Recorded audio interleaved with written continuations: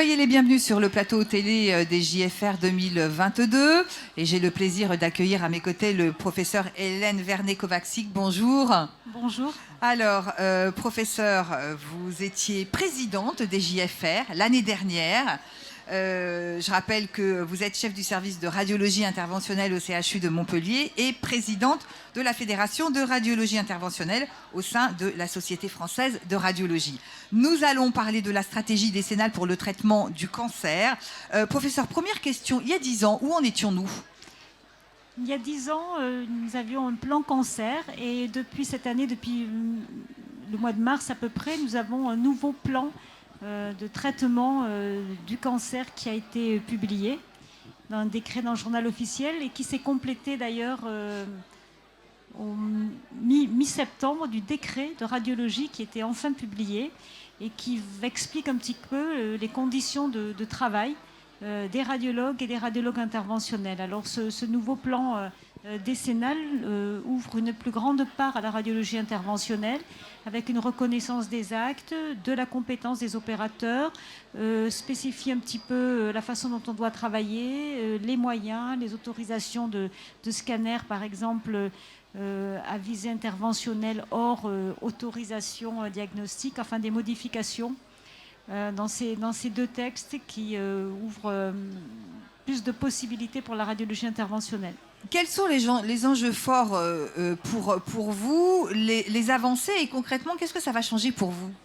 Alors pour nous, c'est très important de connaître ce plan et les enjeux forts, par exemple de l'INCa avec qui nous avons une session maintenant, parce que ça nous permet de nous inscrire et de voir comment nous pouvons améliorer nos pratiques pour répondre mieux aux patients qui ont des cancers. Et en particulier, dans les orientations, il y a l'annonce du cancer et c'est un moment qui est très très mal vécu par le patient, qui est douloureux, qui va le marquer pendant toute son étape et là on se rend compte que la radiologie est au premier moment, c'est le scanner qu'on fait avec la tache sur le foie, l'échographie et puis le diagnostic c'est l'aiguille, c'est le radiologue et qu'il va falloir communiquer ces résultats et c'est très difficile et il faut l'apprendre et les patients sont extrêmement sensibilisés pour tout le reste de leur cursus par la façon dont ils auront vécu ça. Donc ça, c'est l'INCa qui nous le dit avec des statistiques, des études qu'ils ont fait. Et pour nous, c'est important parce que, par exemple, sur le village de radiologie interventionnelle cette année, sur les JFR, il y a des consultations simulées d'annonce d'une complication, d'annonce du résultat d'une ponction. Et c'est important de travailler dans la formation des jeunes également sur cette relation patient-médecin. Un deuxième point qui est très important et qui est nouveau dans le traitement du cancer pour les 10 années à venir, c'est tout un focus sur les cancers avancés, très graves et incurables.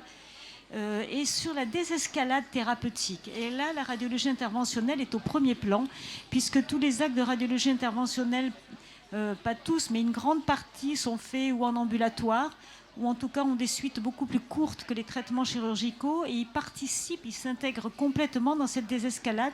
Donc je pense qu'on est vraiment dans le focus. Donc ça veut dire qu'il y a une véritable évolution dans la prise en charge en matière de radiologie interventionnelle ? Alors, les techniques existaient, mais le fait qu'elles soient évaluées et lisibles va permettre qu'elles aient une reconnaissance, c'est-à-dire des actes reconnus, des hospitalisations reconnues. Et pour nous, c'est important, c'est les remboursements et c'est les développements des techniques. Alors, quand on a préparé cette intervention, vous m'avez parlé de l'importance de la mise en place du registre des traitements. Oui, c'est capital pour nous parce que nos actes, en particulier pour le traitement du cancer, n'ont parfois pas d'actes. C'est-à-dire qu'ils ne sont pas lisibles, ils ne sont pas reconnus en tant que tels. Quand on fait une ablation par ablation radiofréquence, qu'on brûle une tumeur, eh bien, par exemple, on est obligé de le coter comme si c'était juste une ponction. Et donc, c'est difficile à être reconnu, de savoir combien on en fait en France, de savoir qui en fait. Donc déjà, c'est important pour nous de tracer ces actes-là. Ensuite, pour montrer que nos thérapeutiques sont efficaces, il faut qu'on connaisse leur survie, leur mortalité. Et donc, il faut enregistrer ces actes et savoir un petit peu comment on les fait, quelle est la survie des patients, les complications. Il n'y a qu'un registre qui peut permettre de le faire. Voilà. Alors, dernière question, vous parliez tout à l'heure du diagnostic, de la préannonce et de ces moments importants. Avec le recul, comment vous jugez aujourd'hui les relations radiologue-malade, enfin, radiologue-patient ?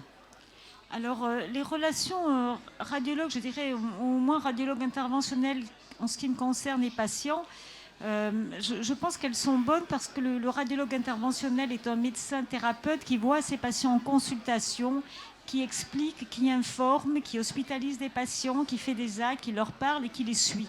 Donc c'est plutôt bien.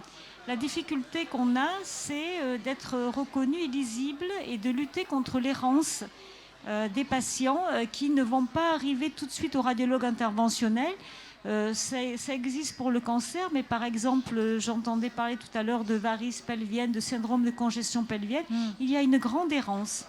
Donc c'est la reconnaissance du radiologue interventionnel par le patient et dans la communauté qu'il faut essayer de mieux développer, justement dans l'intérêt des patients. Bah écoutez, en tout cas, professeur, merci d'être venu sur notre plateau nous en parler. Merci beaucoup. Bonne journée, bon congrès. Quant à moi, je vous remercie de nous avoir suivis et puis restez avec nous, d'autres entretiens arrivent.